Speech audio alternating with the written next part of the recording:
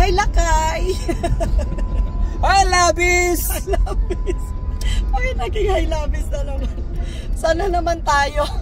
It's already 2 o'clock in the afternoon and di pa rin kami tapos ni Henry. So, ano-ano pinaggagawa namin. So, yan, look kung ano yung mga yan. So, we are going to dispose a lot of our junk. Ayan, so we are going to the dumpster for free. Ayan.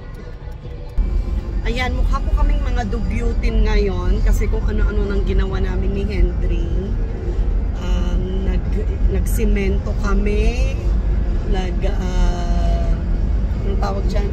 Nagmow ng lawn, I worked on the garden, nagtapon, kung ano-ano mga pinaggagawa namin. Kaya ayan, 2:00 na, hindi pa kami kumain and we have to go to the temple at 4 kasi temple night namin mamaya, ward temple night, and we are the ward coordinators, temple ward coordinators.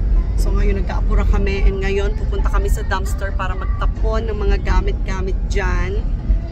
So I really wanted to get rid of a lot of stuff pero alam niya na, itong kasama ko dito ayaw niyang magtapon ng kung feeling niyang magagamit pa niya, ayaw niyang itapon.